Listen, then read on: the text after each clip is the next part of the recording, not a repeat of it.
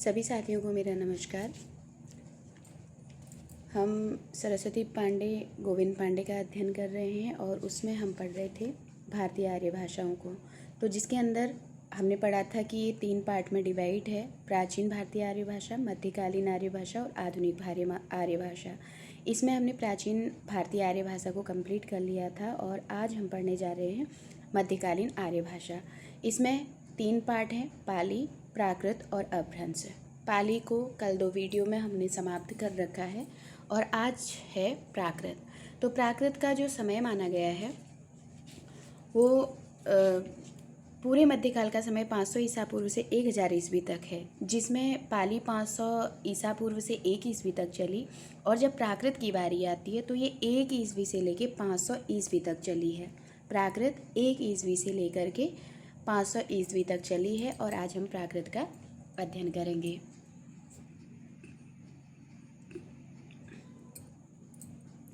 प्राकृत, इसको द्वितीय प्राकृत भी कहा जाता है। पहला प्रश्न यहीं पे बन रहा है कि प्राकृत को अन्य किस नाम से जाना जाता है, तो प्राकृत को द्वितीय प्राकृत भी कहा जाता है। मध्यकालीन आर्य भाषा को प्राकृत भी कहा गया है।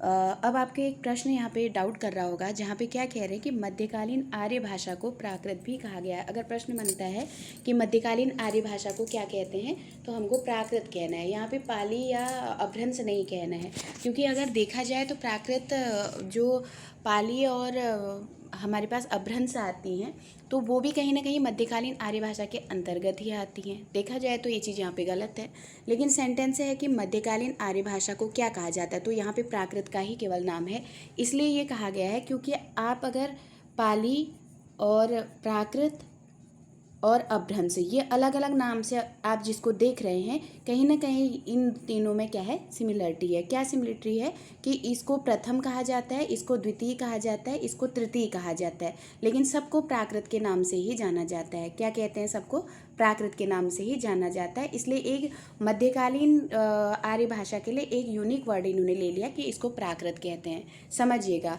अगर आपके दिमाग में एक प्रश्न उठता होगा यहाँ पे कि मध्यकालीन आर्य भाषा को प्राकृत भी कहा गया है, ये प्राकृत शब्द ही क्यों लिखा, पाली और अपभ्रंश क्यों नहीं लिखा, ये भी तो दिमाग में आ रहा होगा। लेकिन ये इसलिए प्राकृत कहा गया लिखा है क्योंकि पाली को भी हम प्रथम प्राकृत कहते हैं, प्राकृत को भी हम द्वितीय प्राकृत कहते हैं और अपभ्रंश को भी हम क्या कहते हैं, तृतीय प्राकृत कहते हैं। तो कहीं ना कहीं मध्यकालीन जो आर्य भाषा के लिए एक यूनिक शब्द आ गया, वो क्या आ गया, प्राकृत। ठीक है, तो अगर ऐसा प्रश्न बनता है तो आप कंफ्यूज मत करिएगा कि पाली और अपभ्रंश क्यों नहीं आया। तो ये प्रथम प्राकृत, द्वितीय प्राकृत, तृतीय प्राकृत करके जो जानी जाती है, उसके आधार पर कहा गया है कि मध्यकालीन जो आर्य भाषा है इसको क्या कहते हैं, प्राकृत भी कहा जाता है। प्राकृत की व्युत्पत्ति के संबंध में 2 मत हैं। अब यहाँ एक प्रश्न बन रहा है कि प्राकृत की व्युत्पत्ति के संबंध में कितने मत दिए गए हैं, तो सिंपली आपको याद रखना है कि 2 मत दिए गए हैं। ठीक है, तो प्राकृत के संबंध में कितने मत मिलते हैं, 2। अब ये प्राकृत भाषा कौन सी है, द्वितीय प्राकृत जिसको हम कहते हैं। ठीक है, जिसको हम द्वितीय प्राकृत कहते हैं, उसके बारे में अगर पूछा जाएगा द्वितीय प्राकृत या प्राकृत के संबंध में कितने मत प्रचलित हैं, तो आपको 2 मत याद करना। अब इसको सिंपली समझ जाइए कि ये 2 मत क्या हैं। एक तो प्राकृत को ही मूल मानता है, ठीक है, अगर प्राकृत को मूल मान रहे हैं तो और भाषाएं इससे निकली हैं कहते हैं। और एक दूसरा जो मत है वो कहता है कि संस्कृत मूल है। ठीक है, संस्कृत मूल है और इससे मत निकले हैं कर रहे हैं। बस अगर आपको ये चीज़ लिखा हुआ ना समझ आए तो इसको सिंपली ऐसे समझ लीजिएगा कि एक लोग, ये जो प्राकृत से संबंधित 2 मत मिलते हैं उसमें एक लोग तो मानते हैं कि जो प्राकृत है वो संस्कृत से निकली, और एक लोग मानते हैं कि प्राकृत मूल है, उससे सारी भाषाएं निकली है ना, उल्टा हो रहा है। तो पहला मत है कि पहला मत कह रहा है कि प्राकृत मूल है और उसी से सारी भाषाएं आगे निकलती हैं। दूसरा मत कहता है कि ये जो संस्कृत है ये मूल है और इससे सारी भाषाएं निकलती हैं। एक मत तीसरा फिर बाद में आता है जो सर्वमान्य के रूप में आ जाता है। तो सर्वमान्य कहता है कि संस्कृत से ही सारी भाषाएं निकलती हैं। ये 3 बातें आप यहाँ पे याद करिएगा, तभी आपको आगे की चीज़ें समझ में आएंगी। ठीक है, तो एक मत जब प्राकृत को मूल मानेगा तो संस्कृत भी इसी से निकल रही है, फिर पाली भी इसी से, अपभ्रंश भी इसी से, हिंदी इसी से निकली है ना। तो एक मत कहता है कि संस्कृत पहले निकली है, फिर उससे पाली, प्राकृत, अपभ्रंश, ऐसे संस्कृत निकलते, संस्कृत से ही पाली प्राकृत अपभ्रंश से हिंदी तक पहुंची हुई है ना। तो एक मत ये मानता है। तो इसमें प्राकृत को मानने वाले कौन हैं और संस्कृत को मानने वाले कौन हैं, इसको हम आगे पढ़ेंगे। बस एक खाका तैयार कर लीजिएगा। फिर इन दोनों में जब निचोड़ निकाला जाता है ना कि ये दोनों में अब कुछ इसके मिल रहे हैं, कुछ इसके मिल रहे हैं, तो एक बीच का माध्यम भी तो निकालेंगे कि किसने किसको माना है। फिर सर्वसम्मति किसको दी, तो सर्वसम्मति मिलती है संस्कृत को। तो आपको फिर उत्तर देना है कि सर्वसम्मति से संस्कृत को ही क्या माना गया है, मूल माना गया है। ठीक है, अब देखिए क्या कह रहे हैं। जो पहला मत है, तो दो मत प्रचलित है, हमने पढ़ा ना प्राकृत के संबंध में। पहला है प्राकृत प्राचीनतम जनभाषा है। ठीक है, जो प्राकृत है ये प्राचीनतम जनभाषा है, कहने का तात्पर्य है प्राचीन समय से ही लोगों की भाषा कौन रही है, प्राकृत रही है। ठीक है, तो प्राकृत को प्राचीन समय से ही लोगों की भाषा माना गया है। तो यहाँ देखिए प्राकृत प्राचीनतम जनभाषा है। अब यहाँ पे आपने पाली आपको दिमाग में आ रही होगी, आपने वहाँ पे पाली के लिए क्या पढ़ा था। अगर पाली आपको याद आ रही होगी तो आपने पाली में पढ़ा था कि प्राचीनतम क्या है, वो प्राचीनतम क्या है, देश भाषा है। ठीक है, तो ये देश भाषा शब्द को याद रखिएगा, देश भाषा है। अब यहाँ प्राचीनतम फिर आ रहा है कि प्राचीनतम जनभाषा किसको कहा गया है ना, जनभाषा। तो प्राचीनतम जनभाषा प्राकृत हो गई। ठीक, अब और शॉर्ट में चलिए। प्राकृत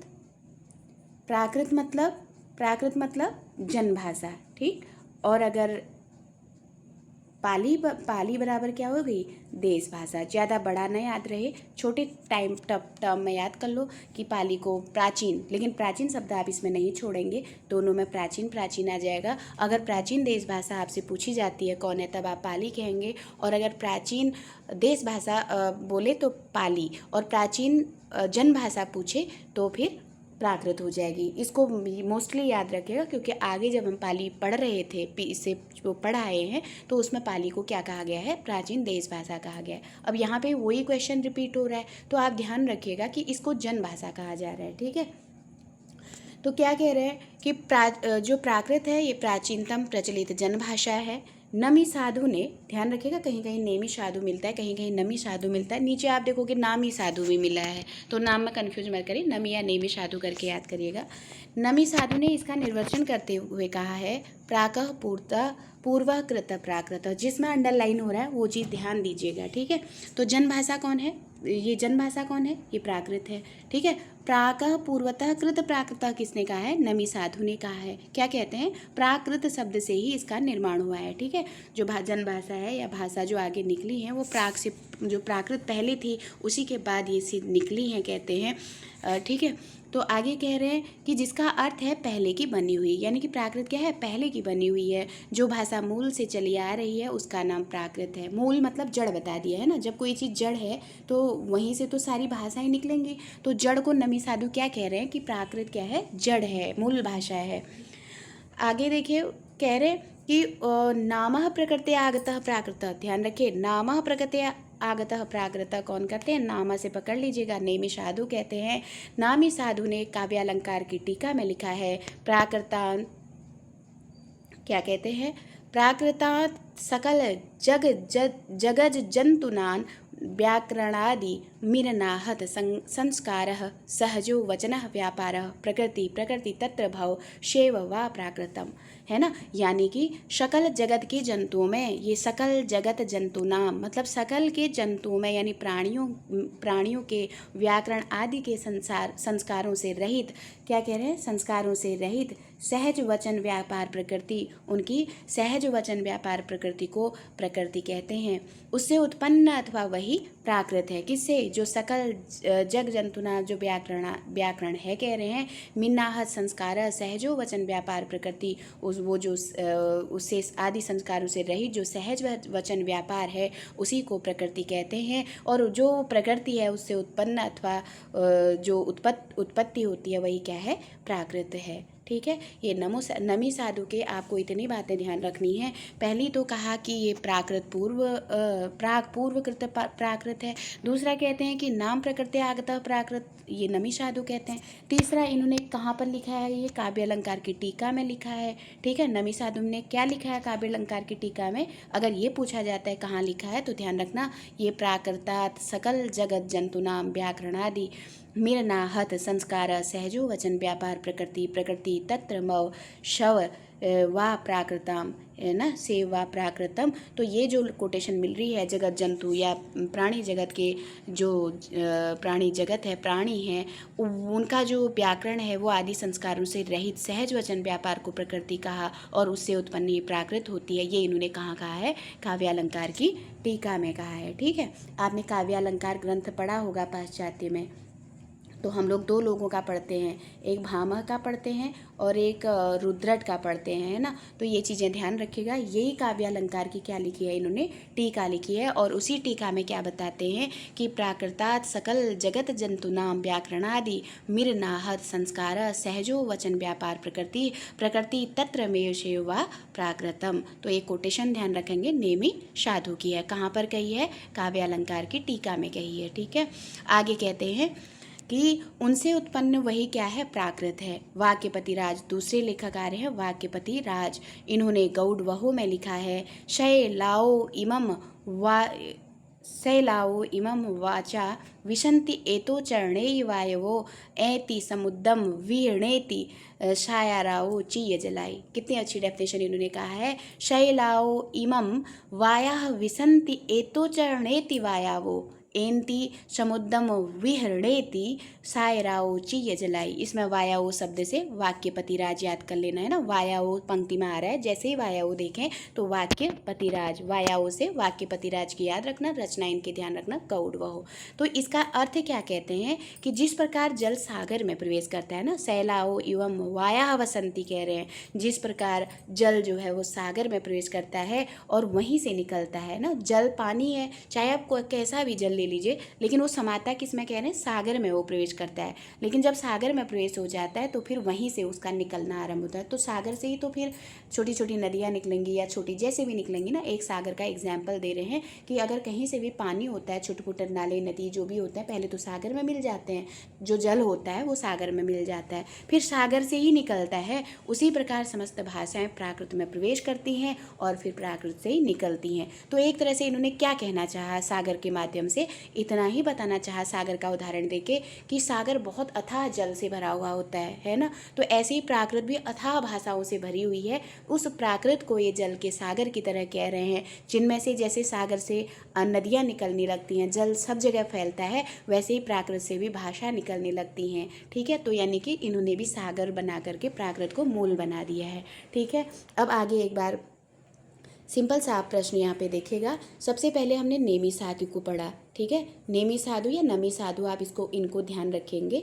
तो इनके आप दो बातें ध्यान रखना। ये क्या करते हैं? ये प्राकृत को मूल मानते हैं। ठीक है, प्राकृत को मूल मानते हैं। इनके साथ एक और मिल गए, वाक्य पतिराज। बस दो नाम ही आपको ध्यान करने हैं जो केवल प्राकृत को मानते हैं। ठीक है, प्राकृत को इन्होंने मूल माना है। ठीक, अब इनकी जो है, इनके आपको गौड़ वहो याद करनी है। ठीक है, ग उ ड वहो, ये इनकी रचना है। ठीक है, वाक्यपति राज की क्या है? गौड़ वहो है। नमी साधु का आपको एक ही रचना याद करना है। रचना क्या है? इन्होंने टीका लिखी है, तो काव्यालंकार की टीका। ये ऐसे प्रश्न है जो आना ही आना है। ठीक है, इतना तो मोस्ट है इसमें। ठीक, अब जो ये इतना एक इंडेक्स अपने दिमाग में बैठा ना कि जो हमने प्राकृत मानने वाले हैं, प्राकृत को मूल मानने वाले हैं, उसमें किस किस को पढ़ा है? तो एक नेमी साधु को पढ़ा और एक दूसरे वाक्यपति राज को पढ़ा। ध्यान रखिएगा। और नेमी साधु ने क्या है? प्राकृत को मूल माना है। वाक्यपति राज ने भी प्राकृत को मूल माना है। गौड़ वहो रचना किसकी है? ये वाक्यपति राज की है। और काव्यालंकार की टीका किसकी है? ये नमी साधु की है। इतना मोस्ट है, इसको आप मोस्ट करेंगे, याद रखेंगे। इसके बाद क्या कह रहे हैं? अब जो इनसे रिलेटेड अगर क्वेश्चन बन सकते हैं तो अब याद रखिए, प्राकः पूर्वकृत प्राकृति, एक प्रश्न इसको याद रखिए। प्राकृतः पूर्वकृत प्राकृतः किसकी पंक्ति है? तो ये नमी साधु की पंक्ति है। दूसरा है नामः प्रकृते आगतः प्राकृत, ये किसकी पंक्ति है पूछा जा सकता है। तो दूसरा प्रश्न ये पूछेंगे तो याद रखना नाम से नमी साधु की है। तीसरा याद रखिएगा प्राकृते शकलः जगत जंतूनां व्याकरणारिमिरनाहत संस्कार सहजो वचन व्यापार प्रकृति तत्र मौसेव प्राकृताम। तो ये देखिए, जहाँ पर जगत जंतु की बात आ जाती है तो यहाँ भी जगत जंतु का क्या रखना है, आपको नाम रख देना है। ठीक है, जगत जंतुओं का नाम यानी कि नेमी साधु, बस केवल जगत जंतु पकड़ लीजिए और जहाँ जगत जंतु आ जाएगी तो उनका क्या है, उनका नाम हो जाएगा। ठीक है, नेमी साधु। अब इसके बाद आपको कुछ याद नहीं करना है। तो 3 प्रश्न आपके यहाँ कोटेशन से है और 3 प्रश्न आपके वहाँ हैं कि प्राकृत को कौन मूल मानते हैं। ठीक है, और उनकी रचना क्या है। तो आपकी एक छोटा सा मैंने डायग्राम बना दिया, इसको याद रखिएगा। 3 क्वेश्चन उधर बने थे, 3 इधर। तो अभी तक में इतने ही क्वेश्चन यहाँ पे बन रहे हैं। आगे देखिए, आगे क्या कहते हैं। आगे अब वाक्यपति राज की हमने आपको बताई है कि उनकी गौड़ रचना है और ये चीज़ उन्होंने गौड़ में ही लिखी है कि शैलाओ। हाँ, यहाँ पे मैं थोड़ा सा आपको बताना भूली थी, आप इसको भी ध्यान रखिएगा। जो ये जगत जंतु नाम से आपने पकड़ लिया है कि जगत जंतु कहने वाले जगत जंतुओं का हमको नाम रखना है। ठीक है, तो नेमी साधु की हो गई। अब इसी से एक प्रश्न चौथा आपका ये क्रिएट हो रहा है कि ये इन्होंने कहा कहाँ पे है। तो आप इनका जो काव्यालंकार की टीका है, ठीक है, ये चीज़ भी यहाँ बन सकती है कि काव्यालंकार की टीका में कहा है इन्होंने। ठीक है, अब ये 4 प्रश्न इधर बन रहे हैं, 3 उधर बन रहे हैं। ठीक है, इसको ध्यान रखिएगा। अब बात आती है इनको पकड़िए, प्राकृत को, जो दूसरा प्राकृत को मानते हैं कि प्राकृत मूल है, कौन हो गए, एक वाक्यपति राज हो गए। ठीक है, एक वाक्यपति राज हो गए। वाक्यपति राज की रचना क्या हो गई, तो गौड़ वहो हो गई। ठीक है, ये गौड़ वह होगी। तो आपको पहली बात तो प्राकृत कौन मानते हैं, तो आपका एक प्रश्न ये बन गया, किसने माना है ना, प्राकृत किसने माना है मूल, तो आपने वाक्यपति राज बोल दिया। तो दूसरा आपसे पूछा कि वाक्यपति राज की रचना कौन है, तब आपने बता दिया गौड़ वहो है ना। अब तीसरा पूछेंगे कि शैलाओ इमं वायाः विशन्ति एतो चरणेति वायवो एंति समुद्रः विहणेति सायराओ चीय जलाई। ये पंक्ति किसकी है, तो तीसरा क्वेश्चन आपका क्रिएट होगा। तो आप बोलेंगे कि ये वाक्यपति राज की है। चौथा प्रश्न इसी से बनेगा कि इन्होंने कहाँ पर कहा है इसको, है ना। तो इसको आप केवल वायवो से याद करना, पहले भी बता चुकी हूँ, वायवो मतलब वाक्यपति राज। वाक्यपति राज ने कहाँ कहा है अगर प्रश्न बनता है तो इनकी रचना है गौड़ वहो। ठीक है, गौड़ वहो में इन्होंने इसको कहा है। तो 4 प्रश्न इनसे यहाँ पे बन चुके हैं। ठीक है, अर्थ मैं आपको बता चुकी हूँ। अब दूसरा है जो संस्कृत को मान रहे थे, इनका क्लियर हो गया। ठीक, अब हम पढ़ते हैं कि जो संस्कृत को मान रहे थे वो क्या कहते हैं। प्राकृत की उत्पत्ति संस्कृत से हुई। अब जो विद्वान संस्कृत से उत्पत्ति मानते हैं वो क्या क्या कह रहे हैं उनको जानते हैं। इस मत की पुष्टि करने वाले विद्वान निम्नलिखित है। पहले यहाँ सारे संस्कृत वालों की कोटेशन आ रही है प्राकृत के संबंध में, तो आपको संस्कृत याद रखना है। पहला देखिए क्या कहते हैं, प्रकृति संस्कृत तत्र भव तत् आगत्वाम प्राकृतः। इसमें आप याद रखिएगा ये आगत्वाम शब्द को। ठीक है, आगे आपको एक और मिलेगी। देखिए मैं इधर पे इसलिए समझा रही हूँ क्योंकि आगे के फ्रंट में है ना, तो आप इसको समझ लेंगे तो आगे आप अच्छे से कर लेंगे। तो यहाँ पे जो शब्द आया है ना, आगत शब्द है ना। जब आगतम शब्द है, ये आगत में विसर्ग लगा हुआ है और इसमें आप क्या लगा रहे हो, वा लगा रहे हो। केवल यही डिफरेंट मिलेगा आपको दूसरे की कोटेशन में। ठीक है, दूसरे में ये वा नहीं होगा, दूसरे में क्या होगा, आ ग ताम होगा। ठीक है, ये आगताम। अब कितना सा अंतर है, एक परिभाषा में आगता के साथ वा लगा है और एक परिभाषा में आगता के साथ वा नहीं लगा है। जिसमें आप वा को जोड़ेंगे, ठीक है, जिसमें आप वा को जोड़ेंगे वो हेमचंद्र की होगी। ध्यान रखना, यहाँ एक चीज़ क्लियर कर रही हूँ, ठीक, हेमचंद्र की होगी। और जहाँ आप नहीं जोड़ेंगे तो इसको आप याद करिएगा, आगत, कौन आगत है, शिंग आगत है ना। शिंग आता है, क्या लेके आता है, देव की मणि लेके आते हैं, तो ये सिंह देव मणि की है। तो ये 2 लोगों का याद रखिएगा, एकदम से बाद में आएगा तो कन्फ्यूजन होगा, इसलिए साथ में बता दे रही हूँ। परिभाषा आएगी तो आप समझ जाएंगे। तो आगताम दोनों में है। आगताम के बाद वा लग रहा है तो हेमचंद्र की है, और हेमचंद्र सिंपल से हो गए, हमारे प्राकृत के व्याकरणाचार्य कहे जाते हैं। आगता है, आगताम जो है, हमने आगता, हम कहते हैं ना वह आ रहा है या आगत कर रहा है, तो आगताम जहाँ होगा, कौन है आगताम, सिंह आगताम। कहाँ से आता है, देव की मणि लेके आ रहा है, तो सिंह देव मणि की हो गई। ठीक है, इसको ध्यान रखेंगे। तो इनकी डेफिनेशन देखिए क्या कह रहे हैं हेमचंद्र, प्रकृति संस्कृतम तत्र भव तत् आगत्वाम प्राकृतम। अर्थात प्रकृति या संस्कृत है, प्रकृति या मूल, अर्थात प्रकृति या मूल क्या है, संस्कृत है। तो मूल किसको मान रहे हैं, मूल इसमें संस्कृत को मान रहे हैं ना। मूल संस्कृत को मान रहे हैं और जो संस्कृत से आगत है ना, मूल भी संस्कृत है, जो संस्कृत से ही आई है वही प्राकृत है। कौन किसने माना? हेमचंद्र ने। किससे पहचाना? हमने वो आगत शब्द से, जो खाली आगत के साथ वा लगा हुआ है, आगत्वाम, ठीक है। यहाँ प्राकृत है तो हिंदी में नहीं देंगे, जो कोटेशन हेमचंद्र की दी है वहाँ संस्कृत में ही पूछी जाएगी।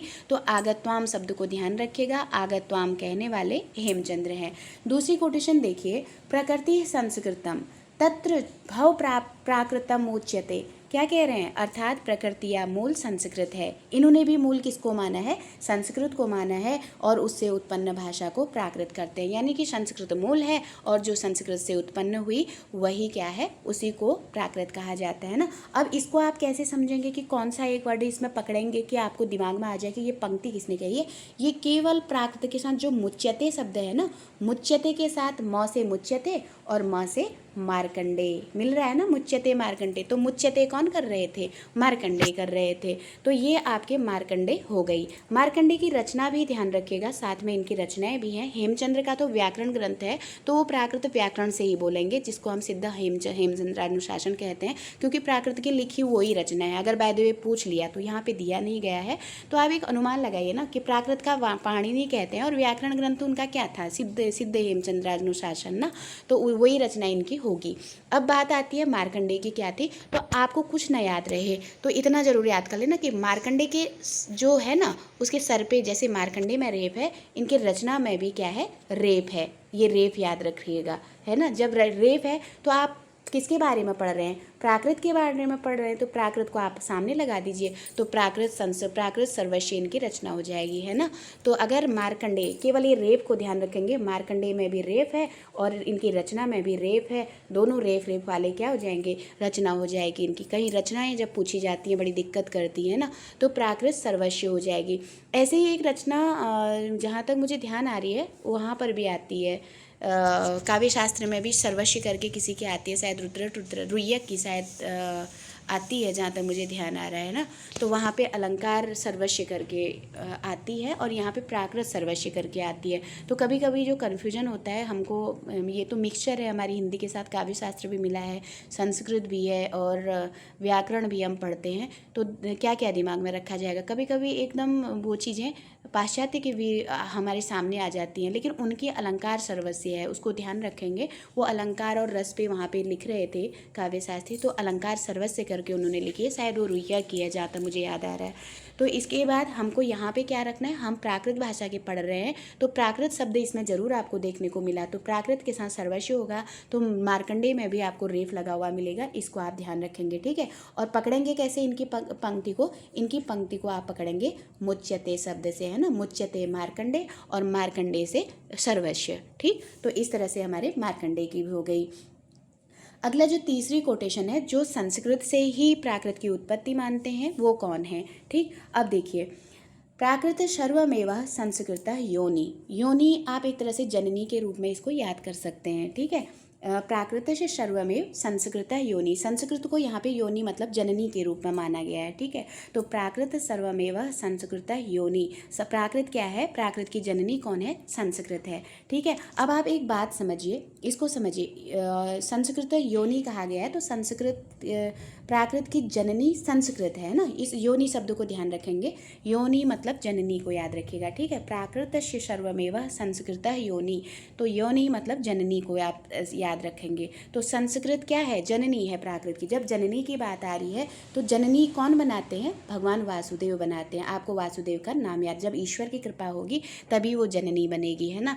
तो अगर आप इसको ह्यूमन से भी जोड़ते हैं तो भी ईश्वर की कृपा से ही माता पिता का सुख मिलता है, ऐसे सोच लीजिए। तो जननी बनाने का सुख कौन देते हैं? वासुदेव देते हैं। जब वासुदेव जननी बनाते हैं तो दवा हवा तो हमको करवानी पड़ती है ना। मैं इसको ह्यूमन बॉडी से जोड़ रही हूँ ताकि ये याद हो सके, है ना। अगर कोई ह्यूमन माता है, वो अगर माँ बनती है तो उसको दवा की ज़रूरत पड़ती है। और जब लक्ष्मण मूर्छित हुए थे तो उनको भी तो दवा की ज़रूरत पड़ी थी ना, कि वो कैसे होश में आएंगे। तो उनके लिए क्या लाए थे? संजीवनी बूटी लाए थे। तो हम प्राकृत पढ़ रहे हैं, तो यहाँ दवा को हम क्या बोलेंगे? जब कोई जननी बनेगा तो उसको हम संजीवनी बूटी पिलाएंगे, है ना, संजीवनी बूटी खिलाएंगे। तो संजीवनी बूटी यहाँ दवा का काम करेगी, ठीक है। तो संजीवनी बूटी यहाँ पे क्या करेगी? दवा का काम काम करेगी। अब इस संजीवनी बूटी से मैं याद करा रही थी, तो संजीवनी के आगे आप क्या लगाएंगे, प्राकृत लगा देंगे। तो ये क्लियर हो गया होगा। तो जैसे ही संस्कृत योनि आए तो योनि शब्द से जननी को याद करके आप क्या कहेंगे कि जब जननी को ये बनता है तो उनको क्या होती है, दवा की ज़रूरत होती है। जननी कौन बनाते हैं, पहले वासुदेव ने बनाया और वासुदेव ने कृपा की तो जननी बने, और जब वासुदेव की कृपा पूरी हुई जननी बने तो उनको संजीवनी की ज़रूरत पड़ी, है ना। तो क्या हो जाएगी वासुदेव की रचना, संजीवनी, और उसके आगे आपको प्राकृत लगाना है, जैसे सर्वस्व में लगाया था। तो प्राकृत सर्वस्व और प्राकृत संजीवनी हो गया। ठीक, अब अगला जो चौथा नंबर है, चौथे नंबर को ध्यान रखिएगा। ये कह रहे हैं प्रकृति संस्कृत्याशु विकृति प्राकृति मता, है ना। प्राकृति संस्कृत्यास्तु, जो प्राकृति है वो संस्कृत से क्या, जो संस्कृत की विकृति प्राकृत है, मतलब जब संस्कृति विकृति मतलब बिगड़ गई ना, विकृति आ गई संस्कृत में तभी प्राकृत आई। तो ये विकृति शब्द को आप ध्यान रखना, ठीक है। तो कह रहे हैं कि प्रकृति संस्कृत्यास्तु विकृति प्राकृति मता, जब संस्कृत विकृति कहते हैं ना, अरे जैसे भी आप रचना पढ़ते हो, जब आपके हम चाहे आदिकाल पढ़ें भक्तिकाल पढ़ें तो हम कहते हैं ना आदिकाल में जब विकृतियाँ आ गई थी तभी भक्तिकाल का उदय हुआ, जब भक्तिकाल में विकृति आई तभी फिर रीतिकाल आया।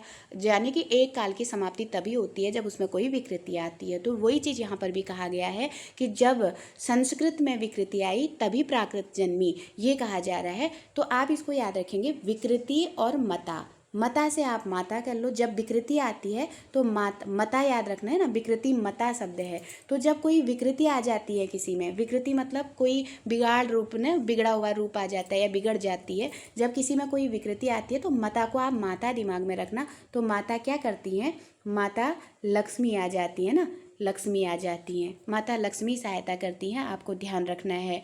ठीक, तो माता लक्ष्मी आ जाती हैं तो लक्ष्मी से क्या हो जाएंगे, लक्ष्मी धर हो जाएंगे। ठीक है, तो माता लक्ष्मी उसकी विकृति को क्या करती हैं, धर लेती हैं। तो ऐसे ही याद रखिएगा, ये बहुत इजी सा ट्रिक है कि जब किसी में कोई सच्चा भक्त होता है ना, तो जब उसमें विकृति आती है तो माता लक्ष्मी उसको क्या करती है, माता लक्ष्मी उसकी विकृति को धर लेती है ना। तो ये लक्ष्मी धर की रचना हो जाएगी। मता से आप याद रखेंगे, है ना, विकृति को याद रखेंगे, केवल विकृति और मता। जब किसी में विकृति आएगी तो माता लक्ष्मी उसको धर लेंगी, तो लक्ष्मी धरा, है ना, लक्ष्मी धर। अब याद रखेंगे, अगर लक्ष्मी है तो चंद्रिका इनके साथ आएगी, है ना, लक्ष्मी है तो लक्ष्मी के साथ चंद्रिका आएगी, और चंद्रिका से इनकी भाषा हो जाएगी षट भाषा चंद्रिका, है ना, षट भाषा चंद्रिका। अब षट भाषा कैसे आई आपको थोड़ा सा याद कराती हूँ कि चंद्रिका के साथ इसको कैसे जोड़ेंगे। आप ये लक्ष्मीधर को आप पढ़ रहे हैं, और लक्ष्मीधर आपने कहाँ पर पढ़े हैं, अगर आप अपने हिंदी साहित्य को याद करते हैं तो लक्ष्मीधर ने एक टीका लिखी थी प्राकृत पेंगलम, आपको याद होगी। तो लक्ष्मीधर ने जो प्राकृत पेंगलम की टीका लिखी थी ना, तो उसमें शुक्ल जी का एक कथन आता है कि जो लक्ष्मीधर ने टीका लिखी है उसमें जो हमीर रासो है उसके 8 क्या मिलते हैं, 8 दोहे मिलते हैं ना, जिनके आधार पर शुक्ल जी ने सारंगधर को हमीर रासो का रचनाकार माना था। कितने दोहे मिलने पे, 8 दोहे मिलने में। उसी 8 में से लक्ष्मीधर के जो प्राकृत पेंगलम की टीका थी उसमें सारंगधर से रिलेटेड जो 8 दोहे मिले हैं, उस 8 दोहे में से आपको 2 को कम कर देना है। ठीक, प्राकृत पेंगलम को याद करना है, 8 दोहे मिले से 8 से 2 कम कर दिए तो 6 हो गए। तो वही षट भाषा इन्होंने यहाँ पे लिख दिया है ना। तो षट भाषा चंद्रिका, प्राकृत पेंगलम से जोड़िएगा। प्राकृत पेंगलम में हमीर से संबंधित 8 दोहे मिले थे, 8 दोहे में से 2 कम कर देंगे तो 6 हो गया। तो षट भाषा चंद्रिका में आ जाएगी, और चंद्रिका हमेशा किसके साथ रहती है, लक्ष्मी के साथ रहती है। ठीक है, तो इस तरह से आपका ये क्लियर हुआ। आगे देखते हैं 5वां, प्रकृति संस्कृता आगतम प्राकृत। ये आपकी वही कोटेशन है जब मैंने आपको 2 शब्द बताए था, एक आगत्वाम और एक आगताम और एक आगताम वा, है ना, वाह जुड़ा था, वाह जुड़ रहा था तो हेमचंद्र थे, और यहाँ वाह जुड़ा है तो मैंने आपको वहाँ पे बताया था आगत कौन आ रहा था, सिंह आ रहा था देव की मणि लेके। तो ये शिव देवमणि की रचना है, और यहाँ पे कोई भी आपको वो नहीं दिया गया है कि ये इनकी कौन सी किताब थी या बुक था। ठीक है, आगे क्या कह रहे हैं, अब प्राय सभी विद्वानों से इस बात, अब प्राय सभी विद्वानों से नहीं होगा, ने होगा। अब प्राय सभी विद्वानों ने इस बात को स्वीकार कर लिया है कि प्राकृत की उत्पत्ति किससे हुई है, संस्कृत से। तो सर्वमान्य क्या हो गया, न उनका माना गया न उनका माना गया, सर्वमान्य ये हुआ कि संस्कृत ही क्या है, मूल है। ठीक है, इतना आपको याद रखना है। आगे क्या कह रहे हैं कि द्वितीय प्राकृत को साहित्यिक प्राकृत भी कहते हैं। अच्छा, इसको फिर समझाती हूँ, एक बार हल्का सा इसके बारे में और समझ लीजिए, क्योंकि ऐसी चीज़ें बार बार नहीं पढ़ी जाती है, इसको समझ के पढ़ना रहता है, और एक बार याद हो जाती है तो फिर भूलते नहीं है ना। तो हमने क्या पढ़ा कि एक वाक्यपतिराज पढ़े, ध्यान रखना, एक वाक्यपतिराज पढ़े, एक हमने पढ़े नेमी साधु पढ़े, ठीक है, एक नेमी साधु पढ़े, एक हमने हेमचंद्र पढ़े, ठीक, और एक हमने क्या पढ़े, मार्कंडेय पढ़े, मार्कंडेय पढ़े, एक हमने क्या पढ़े, वासुदेव पढ़े, ठीक है, वासुदेव पढ़े, एक हमने पढ़े लक्ष्मीधर, ठीक है, लक्ष्मीधर पढ़े, और एक हमने क्या पढ़े, सिंह देवमणि पढ़े, सिंह देवमणि, ठीक। अब देखिए, आपने वाक्यपतिराज की रचना पढ़ी है गौड़ वहो, क्या पढ़ी, गौड़ वहो। नेमी साधु ने क्या लिखा था, काव्यालंकार की टीका लिखी थी इन्होंने, ठीक है। और हेमचंद्र का क्या है, प्राकृत व्याकरण है, इनका क्या है, प्राकृत व्याकरण है। मार्कंडेय में आपको मार्कंडेय की तरह सर्वस्व लिखना है, सर्वस्व सामने क्या लगाना है, प्राकृत, इन्होंने प्राकृत सर्वस्व लिखी। वासुदेव ने क्या किया था, वासुदेव ने जननी बनाया था, तो फिर दवा भी दी थी, कौन सी दवा दी थी, संजीवनी, है ना, संजीवनी दवा दी थी, और सामने प्राकृत लगा दीजिए, प्राकृत संजीवनी। लक्ष्मीधर, लक्ष्मीधर, लक्ष्मी के साथ कौन आई थी, चंद्रिका आई थी, और प्राकृत पेंगलम जो लक्ष्मीधर की है उसमें आपको कितने दोहे मिलते हैं, 8 दोहे, 8 से आपको कितने लेस कर देने हैं, 2, तो क्या बन गई, षडभाषा, है ना। तो इनकी रचना हो गई षडभाषा, केवल देवमणि की यहाँ पे दी नहीं है। तो ये जो मैं इंडेक्स यहाँ पे लिख दी हूँ, ये इतना इंपॉर्टेंट है कि यहाँ से अगर रचनाएं पूछी जाए ना तो गलत होने के चांसेस रहते हैं, और ये रचनाएं याद नहीं रहती हैं, ठीक है, इसलिए इनको याद रखेंगे, क्योंकि ये प्राकृत से रिलेटेड ग्रंथ हैं। अगर प्राकृत भाषा से रिलेटेड ग्रंथों के बारे में पूछे तो ये मोस्ट हो जाते हैं। और सबसे बड़ी बात, जितने नाम यहाँ पे आपको आए हैं ये सब प्राकृत के संबंध में आपको मत दिए हुए हैं, ये बात ध्यान रखना है, ठीक है। सारे विद्वान किसके हैं, प्राकृत के बारे में अपनी राय दिए हैं। 2 विद्वान इसमें ऐसे हैं जो प्राकृत को मूल मानते हैं, और ज़्यादा हेमचंद्र से लेकर के जितने भी विद्वान आप पढ़ रहे हैं ये संस्कृत को मूल मान रहे हैं, ठीक है। अब यहाँ प्रश्न बन सकता है कि प्राकृत को मूल मानने वाले कौन थे, तो आपको वाक्यपतिराज और नमी साधु का नाम याद रखना है। दूसरी बात, जो प्राकृत है इसको जनभाषा कहा गया है, वो आपको ध्यान में रखना है, ठीक है। इतनी बातें हुई हैं हमको एक मोटा मोटा प्राकृत का स्ट्रक्चर समझने में। अब आगे देखते हैं कि द्वितीय प्राकृत को साहित्यिक प्राकृत भी कहते हैं। देखिए, जो रचनाएं हमारे हुई हैं वो किस में हुई हैं, साहित्यिक प्राकृत का मतलब जो सिंपल प्राकृत है हमारे पास, है ना। तो हम एक पाली पढ़ते हैं और एक प्राकृत पढ़ते हैं और एक अपभ्रंश पढ़ते हैं, ठीक है। और इसमें से इसको हम इसको द्वितीय प्राकृत बोलते हैं, और इसको प्रथम प्राकृत बोलते हैं, इसको जो है तृतीय प्राकृत बोलते हैं, ठीक। इसमें से जो साहित्यिक प्राकृत, जितना भी साहित्य पे वर्क हुआ है वो इस प्राकृत में द्वितीय में हुआ है। अगर सिंपली आपसे पूछे कि किस में आपका साहित्यिक लिखा गया है, तब आपको ये पाली, अपभ्रंश और प्राकृत में से इसको सही करना है, ठीक है। इसको दिमाग में बिठा लेना, क्योंकि हम जो किताबें पढ़ते हैं, जो साहित्य पढ़ते हैं, वो किसका पढ़ रहे हैं, प्राकृत का पढ़ रहे हैं, ठीक। ये मोस्ट इंपॉर्टेंट है, यहाँ पे पाली और अपभ्रंश को नहीं महत्व दिया जा रहा है। तो द्वितीय प्राकृत को ही प्राकृत, साहित्यिक प्राकृत भी कहा जाता है। जो साहित्य संबंधी बातें मिलती हैं वो हमको प्राकृत में मिलती हैं, ठीक है, इसको ध्यान रखिएगा। प्राकृत भाषाओं के विवरण में सर्वप्रथम भरत मुनि ने नाट्यशास्त्र में विचार किया। अब एक मोस्ट इंपॉर्टेंट यहाँ पे प्रश्न और आ रहा है कि द्वितीय जो साहित्यिक प्राकृत है ना, तो इस तरह से साहित्यिक प्राकृत में जो प्राकृत भाषा है, अगर आप साहित्य में प्राकृत को ले रहे हैं तो इस प्राकृत भाषाओं के विषय में सबसे पहले आपको कहाँ से ज्ञात होता है कि प्राकृत भाषा थी या उसमें साहित्य लिखा गया है, तो मोस्ट एक इम्पोर्टेंट नाम आ रहा है हमारे भरत मुनि का, है ना। जो भरत मुनि है, इन्होंने क्या लिखा था, अपना इनका जो पुस्तक थी वो नाट्य शास्त्र थी, ठीक है। इसी नाट्य शास्त्र में इन्होंने क्या किया है, प्राकृत पे विचार किया है, ठीक है। जो प्राकृत भाषा है उन पर क्या किया है, विचार किया है। अब एक प्रश्न ये भी मोस्ट इम्पोर्टेंट है, इसलिए है कि अब प्राकृत आई तो कहाँ से आई, जिसको साहित्यिक भाषा कहा गया है तो वो कहाँ से आया। तो आपको ध्यान रखना है वो साहित्यिक भाषा है या उसमें प्राकृत के बारे में विचार हुआ। तो सबसे पहले भरत मुनि की रचना नाट्यशास्त्र में हुआ है, और वहाँ पे भरत मुनि ने उस प्राकृत भाषाओं के विषय में क्या किया है, विचार किया है। ये मोस्ट है, इसको ध्यान रखेंगे। भरत मुनि ने अपने नाट्यशास्त्र में 7 मुख्य प्राकृत, देखिए 7 मुख्य प्राकृत और 7 गौड़ बताई हैं। अब प्राकृत के भी इन्होंने 7 क्या बताए, 7 मुख्य प्राकृत बताए और 7 ये गौड़ बताते हैं। अब ये 7 के साथ आपको रटना है, ठीक है। आप देखिए जो इनकी मुख्य प्राकृत है और ये गौड़ भी भाषा है। ठीक, तो इसमें देखिए क्या क्या बताते हैं, एक मागधी, एक अवंतिजा, एक प्राच्या, एक सूरसेनी, एक अर्धमागधी, एक बाहलिक और एक दाक्षिणात्य। ध्यान रखना दाक्षिणात्य को महाराष्ट्री भी कहा जाता है। भरत मुनि ने इसको दाक्षिणात्य नाम से बोला है। जो महाराष्ट्री है ना, इसको किसी ने महाराष्ट्री नाम से ही बोला है, लेकिन भरत मुनि के अकॉर्डिंग पूछा जाएगा तो इन्होंने इसको दाक्षिणात्य कहा है। और आपको दिमाग में होना चाहिए कि दाक्षिणात्य जो है इसी को क्या कहा जाता है, महाराष्ट्र का, महाराष्ट्री भाषा कहा जाता है। ठीक, अब ये देखिए इसको याद कैसे करेंगे। आप अगर उसको पढ़े होंगे, जो अभी आप हिंदी भाषा का जब विकास पढ़ते हैं, जब वो किस अपभ्रंश से निकली पढ़ते हैं, तो आप क्रम क्या पढ़ते हैं, सौरसेनी अपभ्रंश, अर्धमागधी अपभ्रंश, मागधी अपभ्रंश, खस अपभ्रंश, यही अपभ्रंश से आप पढ़ रहे हैं ना। तो आप सीधी सीधी 3 को तो मत भूलिए, जो मोस्ट इम्पोर्टेंट वहाँ पे होता है। एक क्या होता है, एक सौरसेनी अपभ्रंश आती है पहले, जिसमें आप कानों की खड़ी बुंदेली ब्रजभानहरि के पास पढ़ते हैं, है ना, उतनी सारी भाषाएं उसके अंदर पढ़ लेते हैं। इसके बाद दूसरी जो आती है वो अर्धमागधी आती है ना, अर्धमागधी, जिसमें आप क्या पढ़ते हैं, अब छत्तीसगढ़ी, है ना, जिससे अवधि बघेली छत्तीसगढ़ी निकली है ना, तो अर्धमागधी पढ़ते हैं। फिर इसके बाद आप मागधी पढ़ते हैं, जिसके अंदर आप पढ़ते हैं कि अवध बिहारी का बंगला उड़ा असमिया से, है ना, अब मागधी के अंतर्गत आती हैं। तो ऐसे ही 3 आप इनको रख लेंगे, ये क्रम से हैं, सौरसेनी, अर्धमागधी, मागधी, है ना, ये 3 आपके क्रम हो गए। आपको 7 पढ़ने हैं, 3 आपके ये आपको रखने ही रखने हैं। और ये मुझे नहीं लगता कि किसी को भूला होगा, क्योंकि सब लोग अपभ्रंश को पढ़ते हैं। तो भरत मुनि ने भी 3 अपभ्रंश को उठाया है, ऐसे याद कर लेना।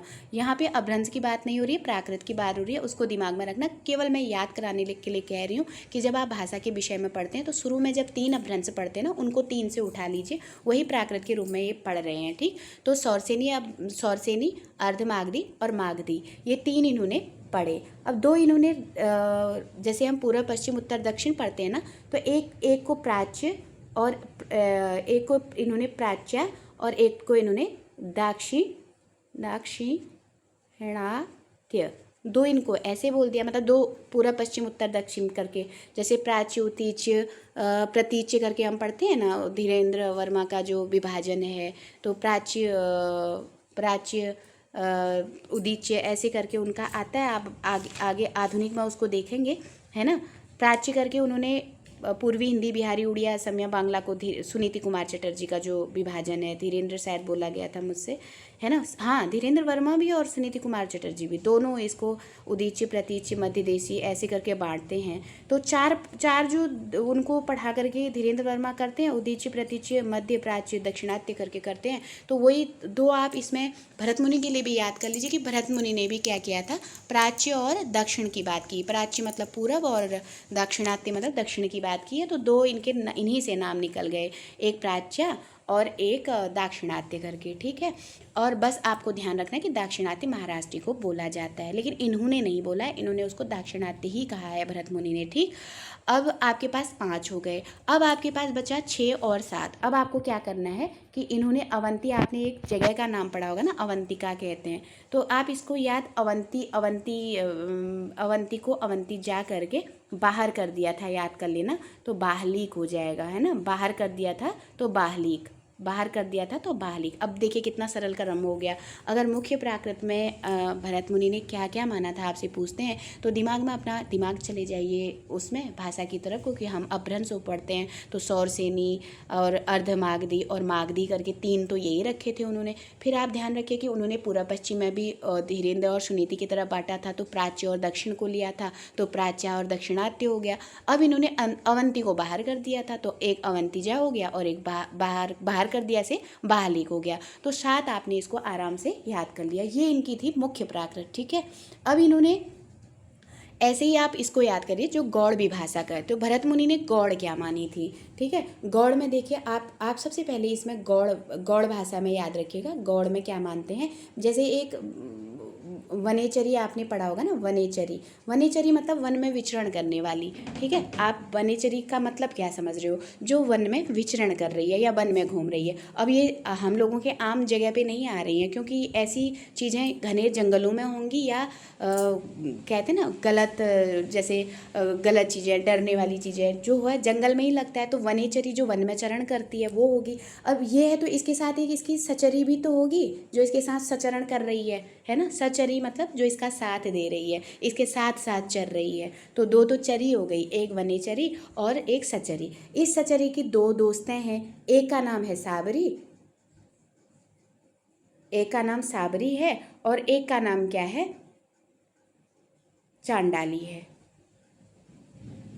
ये देखिए, है ना, 4 का क्रम बढ़ गया। ये सारे ऐसी चीज़ें आपको डरावनी सी लग रही होंगी कि ये वन में विचरण करती है तो डर लगती है। इसकी एक साथी थी जिसका नाम सचरी था, और सचरी की भी दो दोस्तें थी, एक साबरी थी। साबरी किसको कहते हैं? जो सबरों, आपने सबरपा के बारे में पढ़ा होगा ना, सबरों की तरह वेश रखते हैं, यानी कि शिकारी कहाँ जाते हैं। सबर किसको कहते हैं? जिसने शिकारियों की तरह वस्त्र पहना हो, तो सबरों का जैसा वस्त्र पहना हो, साबरी है ना। तो सबर किसको कहते हैं? शिकार करने वालों। शिकार वाले कहाँ जाते हैं? वन में जाते हैं। तो वनेचरी से ये भी जुड़ रही है ना। और चंडाल वंडाल कहाँ देखने को मिलते हैं? ये भी वनों में देखने को मिलते हैं, घने जंगलों के अंदर। ये सब ऐसे करके ये 4 आपके दिमाग में बने रहेंगे। अगर आप को रिलेट करते हैं कि हमने वन से याद किया था कि एक वनेचरी थी, मतलब जो ऐसी दिव्य शक्ति जो वन में ही चरण करती थी, उसके साथ उसकी साथी थी जिसका नाम सचरी था, उसके साथ साथ चलती थी। सचरी मतलब साथ साथ चल रही थी, तो सचरी हो गया। सचरी के 2 मित्र थे, एक साबरी थी जो सबरों की ऐसी वेशभूषा रखती थी। सबर से आप याद करिए शिकारी वाली वेशभूषा रख रखा है, तो वो भी वन में ही विचरण करेंगे।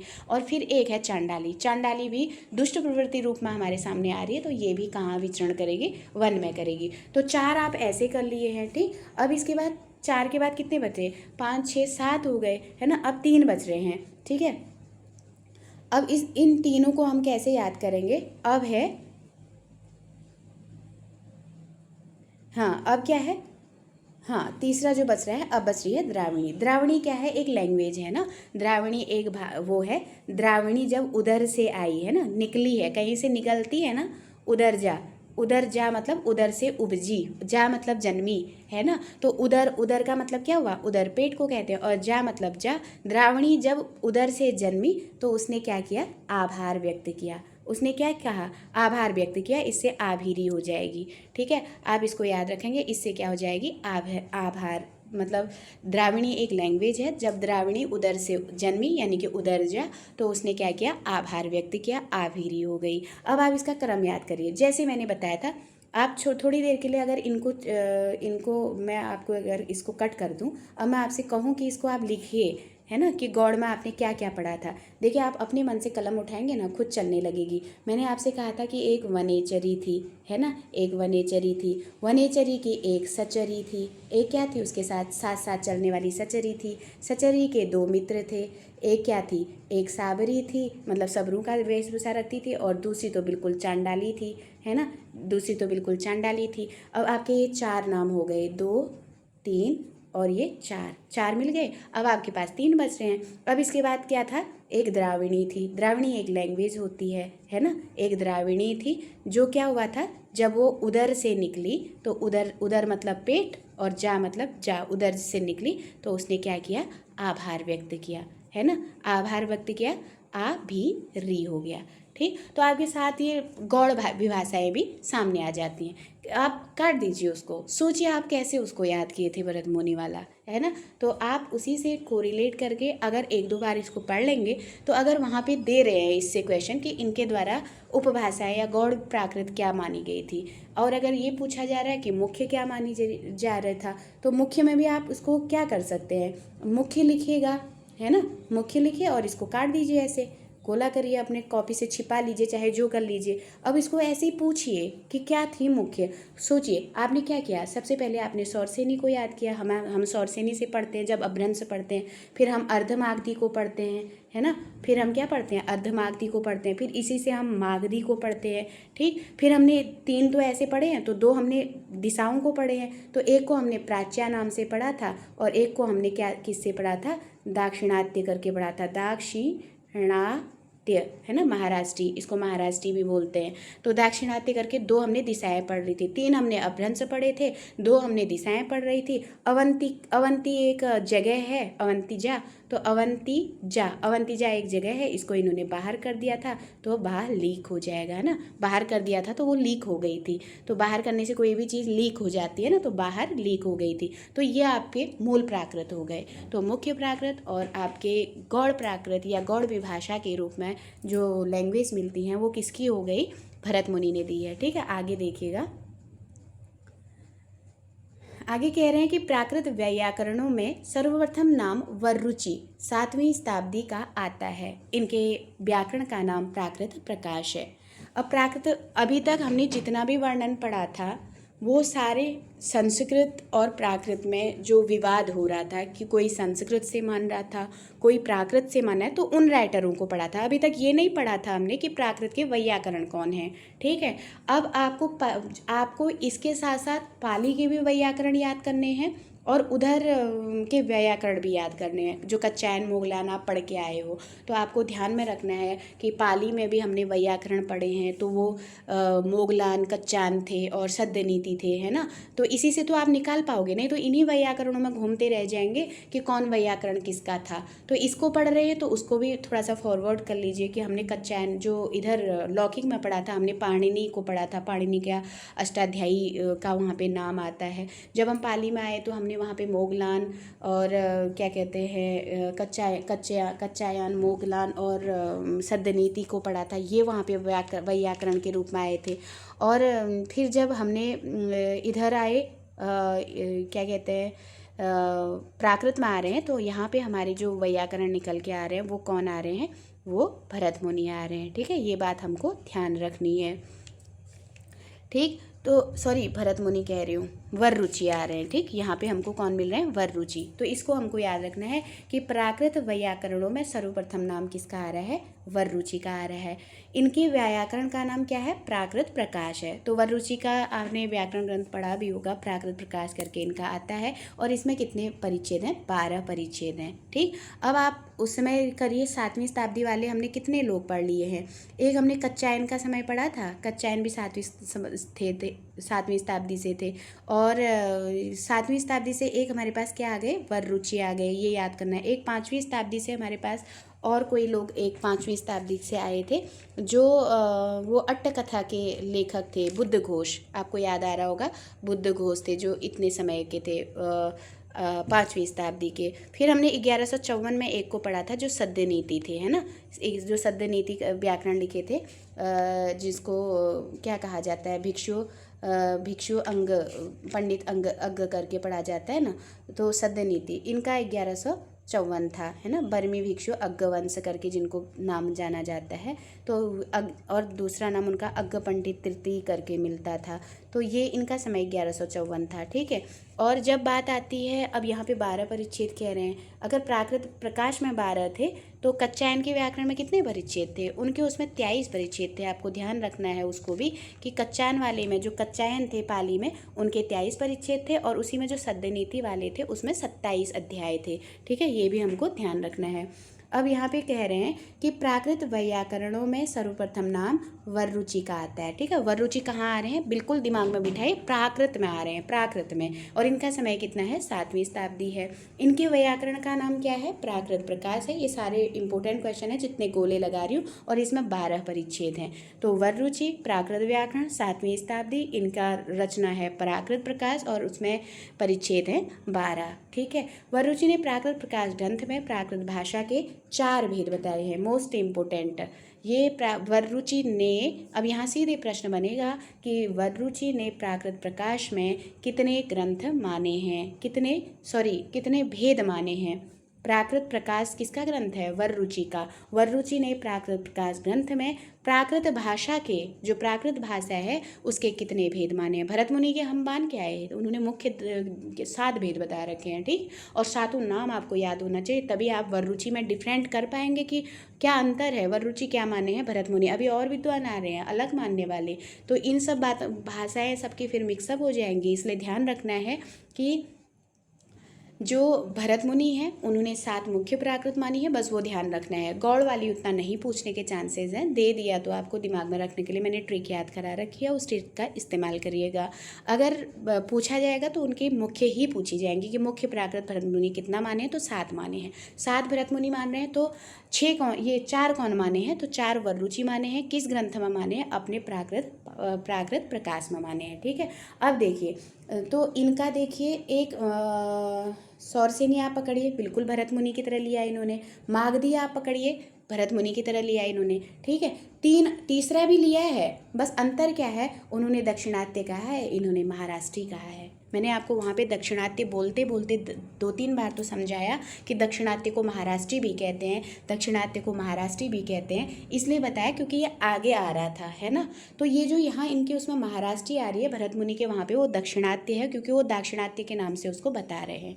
ठीक है, आपको इसमें भरत मुनि की तरह मिलेंगे, तो आप दिमाग को खोल के याद करिएगा कि भरत मुनि की तरह तो 3 थे उनके पास। क्या क्या थे 3 वररुचि के पास, तो एक तो सौरसेनी थी। उसके बाद अर्धमागधी आती है, तो अर्धमागधी इन्होंने ली नहीं, है ना। इन्होंने भरत मुनि की तरह अर्धमागधी को नहीं लिया, फिर इन्होंने मागधी को ले लिया, तो मागधी हो गई। और फिर भरत मुनि के वहाँ पे जो दक्षिणात्य था उसको इन्होंने महाराष्ट्री नाम से ले लिया। 3 तो इनके बिल्कुल भरत मुनि की तरह है, बस एक इन्होंने क्या ले लिया, पैसाची को एक्स्ट्रा ले लिया। ठीक है, जो उन्होंने सचरी वनेचरी या चांडाली करके उधर उसमें रखे हुए हैं भरत मुनि, उसी में से चांडाली से मिलता जुलता एक रूप जिसको आप भूत भाषा या ये कह सकते हैं ना, जो ये तो उसी तरह का इन्होंने पैसाची को यहाँ पे रख लिया।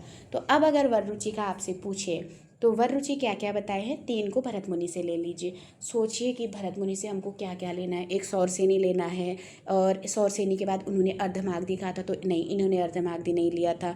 फिर मागधी कहा था, हाँ इन्होंने मागधी लिया था, तो सौरसेनी हो गई, मागधी हो गई। अब आपने सोचा है कि हाँ भरत मुनि ने जो जिसको दक्षिणात्य किया था उसको इन्होंने महाराष्ट्री नाम से लिया था। अब एक डिफरेंट इनकी जो भरत मुनि से मिलती है वो क्या है, पैसाची है। तो वररुचि के 4 क्या क्या हो गए, सौरसेनी, मागधी और महाराष्ट्री। मामा 2-2 मामा आ रहे हैं ना, एक महाराष्ट्री और एक मागधी।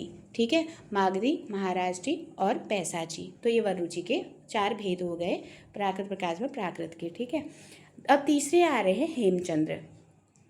हेमचंद्र ने अपने प्रसिद्ध ग्रंथ प्राकृत व्याकरण में, मैंने पहले आपको रचना उन्हीं की वैसे ही बता दी थी कि वो व्याकरण के लिए जाने ही जाते हैं, प्राकृत व्याकरण के लिए, तो प्राकृत व्याकरण इनकी रचना हो गई। इसमें प्राकृत भाषा के इन्होंने 3 माने हैं। ठीक है, अब एक दिमाग में कोट करिए, भरत मुनि कितना मान रहे थे, 7, है ना, और वररुचि ने कितना माना,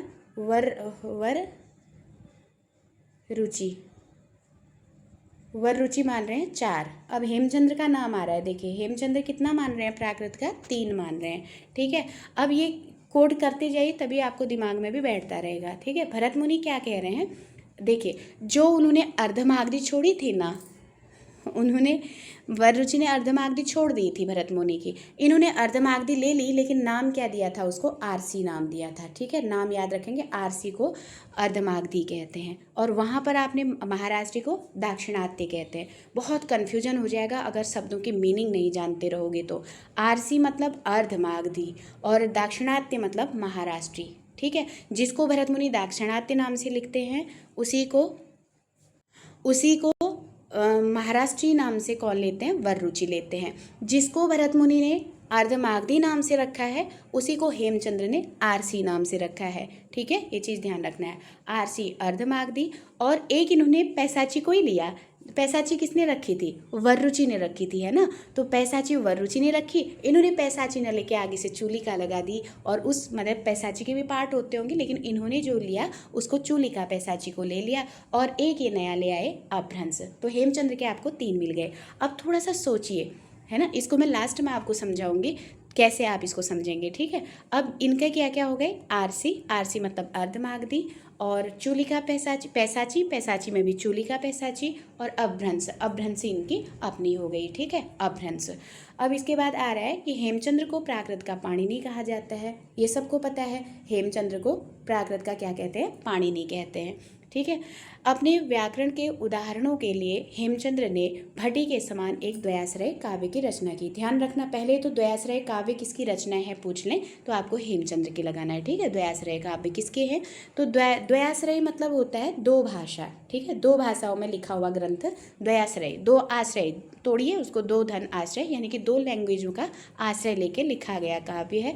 तो द्वयाश्रय काव्य की रचना किसने करी थी? हेमचंद्र ने। ठीक है, पहली बात। फिर इसके बाद किसके समान, यानी कि ये दो भाषाओं का आश्रय लेके कौन लिख चुके थे? तो भट्टी लिख गए थे। कोई भट्टी नाम के कवि होंगे ना, तो भट्टी ने भी लिखा था, तो उसी भट्टी की तरह दो भाषाओं को आश्रय करके हेमचंद्र ने भी लिखा है। ठीक है, तीसरी बात, ये क्या कह रहे हैं, इसमें किसके लिए इनको दो द्विभाषा इसका ज़रूरत पड़ी, क्यों लिखा है इन्होंने द्विभाषा काव्य? तो याद रखना ये किसके लिए लिखे हैं? व्याकरण के उदाहरणों के लिए। ठीक है, याद रखना, व्याकरण के उदाहरणों के लिए। ये आपके प्रश्न हैं, ये प्रश्न मन ने लिखे हैं। अब अगर पूछे कि द्वयाश्रय काव्य किसका है, तो हेमचंद्र का है। द्वयाश्रय का मतलब क्या होता है? तो दो भाषाओं का आश्रय लेकर लिखा गया काव्य। द्वयाश्रय काव्य पहले हेमचंद्र से पहले किसने लिख किया था, जिसका अनुकरण ये करे हैं? तो भट्टी नाम कर कवि हुए थे ना, भट्टी के तरह लिखे हैं। अब पूछिए कि इनको क्यों ज़रूरत पड़ी ये द्वयाश्रय काव्य लिखने के? तो व्याकरण के उदाहरणों को देने के लिए इन्होंने द्वयाश्रय काव्य की रचना की। सीधे सीधे उसमें भी पूछ सकते हैं कि इन्होंने द्वयाश्रय काव्य की रचना क्यों की, तो आपको 4 ऑप्शन दे सकते हैं कि प्राकृत का विकास करने के लिए, पाली का विकास करने के लिए, अपभ्रंश का विकास करने के लिए, या उदाहरणों का व्याकरण के उदाहरणों के लिए। तो आपको आंसर लगाना है व्याकरणों के उदाहरणों के लिए। अब कह रहे हैं हेमचंद्र की चूलिका पैसाची को ही आचार्य दंडी ने भूत भाषा कहा है। अभी हमने पढ़ा था ना कि इन्होंने 3 पार्ट में डिवाइड किया है। एक को इन्होंने आरसी यानी अर्धमागधी कहा, एक को इन्होंने चूलिका पैसाची कहा और एक को अपभ्रंश कहा। तो जो चूलिका पैसाची इनकी थी ना दूसरी नंबर की, तो इसी को कौन कहते हैं? पहली बात, चूलिका पैसाची को भूत भाषा किसने कहा, या ये याद रखिए चूलिका पैसाची को भूत भाषा किसने कहा है ना? तो ये दंडी कहे हैं, ये बात याद रखेंगे। ठीक है, दंडी। अब भूत भाषा चूलिका पैसाची किसकी है? तो ये हेमचंद्र की है, ये भी हमको ध्यान रखना है। ठीक, अब देखिए फिर क्या कह रहे हैं आगे देखिएगा। हेमचंद्र की चूलिका पैसाची को ही आचार्य दंडी ने भूत भाषा कहा है। ठीक है, यहाँ पर हमारा क्लियर हो गया। अब हमारा जो आएगा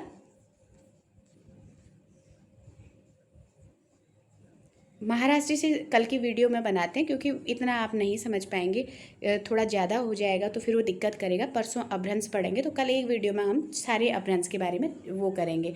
तो अब आपको एक बात समझ में आई, थोड़ा सा इसके बारे में मैं बता देती हूँ। हमने एक ऐसे कॉलम कर लीजिए ना, एक भरत मुनि को पढ़ा हमने, जिन्होंने प्राकृत के बारे में बात की।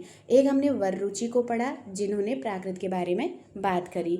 और एक हमने हेमचंद्र को पढ़ा, जिन्होंने प्राकृत के बारे में बात करी थी। ठीक है, भरत मुनि ने क्या कहा? भरत मुनि ने जो अपने प्राकृत बताई वो 7 प्रकार के भाग कर दिए। वररुचि ने जो किया वो 4 प्रकार के भाग किया, और हेमचंद्र ने जो किया वो 3 प्रकार के किए। ठीक है, अब इन 7, 4 और 3, इन तीनों में आपको याद रखने हैं नाम। मैंने आपको कहा था कि आप पहले इसमें सौरसेनी याद कर लीजिए, सौरसेनी। फिर आप इसमें अर्धमागधी याद कर लीजिए, फिर आप इसमें मागधी याद कर लीजिए, और फिर आप 2 को प्राच्य और दाक्षिणात्य करके दिशाएं याद कर लीजिए। प्राचीन मतलब पूर्व और दाक्षिणात्य मतलब दक्षिण करके, है ना, दाक्षिणात्य, है ना, ये याद कर लीजिए। फिर मैंने कहा था आप एक अवंतिजा याद कर लीजिए, अवंतिजा। और फिर एक और याद कर लीजिए बाहलीक करके, है ना, बाहलीक मतलब जो बाहर कर देंगे तो वो लीक हो जाएगी, तो बाहलीक करके। ये तो 7 माने थे भरत मुनि ने। अब इसमें देखिए इसी से वररुचि ने क्या ले लिया? सौरसेनी वररुचि ने लिया, अर्धमागधी को नहीं लिए, मागधी को इन्होंने लिया, और फिर इन्होंने दाक्षिणात्य को लिया। लेकिन दाक्षिणात्य को इन्होंने किस नाम से लिया है? महाराष्ट्री नाम से लिया है। ये बात हमको ध्यान रखनी है। जब भरत मुनि ले रहे हैं तो दाक्षिणात्य नाम से, और जब वररुचि ले रहे हैं तो महाराष्ट्री नाम से इसको ले रहे हैं। तो इनके बगल में इसी को लिख दीजिए। इन्होंने सौरसेनी भी लिया, ठीक है, इन्होंने मागधी लिया, ठीक है, इन्होंने मागधी लिया, ये लिया, और एक इन्होंने जो यहाँ पे बढ़ा दिया वो क्या थी? इनकी पैसाची थी, है ना, ये इन्होंने पैसाची ले ली। ये एक एक्स्ट्रा है इनकी, ज़्यादा इन्होंने सेम उन्हीं की तरह ले दिया। ठीक, अब आते हैं हेमचंद्र। हेमचंद्र ने क्या किया? हेमचंद्र ने देखिए इन्होंने इनसे एक सौरसेनी ले लिया, ठीक है, सौरसेनी नहीं, जो हेमचंद्र थे, हेमचंद्र क्या ले लेते हैं, यहाँ भरत मुनि से ये वाली छूटती है ना अर्धमागधी वाली, जो अर्धमागधी ये छोड़े थे, एक ये अर्धमागधी ले लेते हैं भरत मुनि वाली, ठीक है। ये मतलब एक भरत मुनि से लेते हैं अर्धमागधी, ठीक। अब एक ये इनसे ले लेते हैं, वररुचि से ले लेते हैं ये पैसाची को, वररुचि ने पैसाची ली थी ना, तो ये भी पैसाची वररुचि से ले लेते हैं, लेकिन इसके आगे से ये चूलिका लगा देते हैं, ठीक। और फिर इसके बाद एक इनकी अपनी है, जो इनकी अपनी है वो क्या है, अपभ्रंश है, बस ये इनकी अपनी है, और इनकी पैसाची अपनी है। बस इतना आपको एक डायग्राम याद करना है, अगर इतना याद कर लोगे तो ये हो जाएगी कन्फर्म, है ना। तो आप समझे, तो देखिए सौरसेनी हो गई, मागधी हो गई और दाक्षिणात्य होगी। दाक्षिणात्य को महाराष्ट्री नाम से वररुचि ने लिया, अपनी उन्होंने जो लैंग्वेज रखी केवल अपनी, वो पैसाची था, ठीक। भरत मुनि ने क्या किया, भरत मुनि ने सातों नए रखे थे, ये हमारे नए कॉमन एकदम पहले नंबर के आचार्य हो गए। जब इनसे इन्होंने 3 ले लिया तो एक केवल पैसाची को वररुचि अपने से लेके आए थे, 3 तो उन्हीं का लिया, बस दाक्षिणात्य का रूप बदल के इन्होंने महाराष्ट्री लिख लिया था, ठीक है। अब हेमचंद्र ने भी वही किया, एक इनसे इन्होंने अर्धमागधी छोड़ी थी तो एक अर्धमागधी ले ली, और जब अर्धमागधी ले ली तो इनसे पैसाची ले ली वररुचि से, एक उन्होंने मतलब भरत मुनि के भी बुरे नहीं बने, भरत मुनि से अर्धमागधी ले ली, और जो वररुचि हैं उनसे पैसाची ले ली, थोड़ा सा नाम परिवर्तन, जैसे उन्होंने दाक्षिणात्य का महाराष्ट्री लिखा, इन्होंने चूलिका को, जो पैसाची को लिया इनसे तो उसमें चूलिका लगा दिया, चूलिका पैसाची। और जो अपभ्रंश है, अपभ्रंश इनका खुद का हो गया हेमचंद्र का। तो आई होप कि समझ में आया होगा आपको, है ना। तो ये चीज़ आपको ध्यान रखना है। अब यहाँ पर से अगर भाषा से कोई भी ऐसा क्वेश्चन बने तो आप लोग कर ले जाएंगे, अगर 1-2 बार इसको देखेंगे। अब कल जो है ना, कल हम लोग ये जो यहाँ पे महाराष्ट्री दी गई है, इनके द्वारा जो महाराष्ट्री दी गई है, इनके क्या कहते हैं, वररुचि के द्वारा, और जो हम इधर पढ़ रहे हैं सौरसेनी प्राकृत को पढ़ रहे हैं, जो सौरसेनी प्राकृत हम पढ़ रहे हैं उसको पढ़ेंगे, फिर पैसाची प्राकृत को पढ़ेंगे, और पैसाची प्राकृत के बाद हम लोग पढ़ेंगे मागधी प्राकृत को, ठीक है। ये 4 प्राकृतों के बारे में हम लोग कल पढ़ेंगे।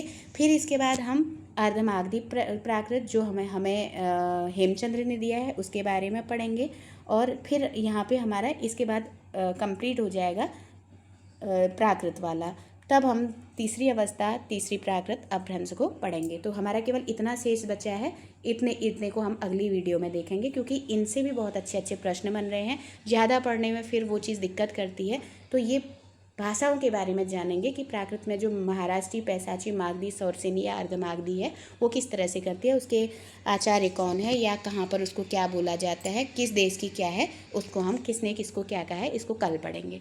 तो वीडियो अगर समझ में आती है तो ज़रूर से कमेंट करिए, अपना प्यार दीजिए। तो बहुत बहुत धन्यवाद, आभार।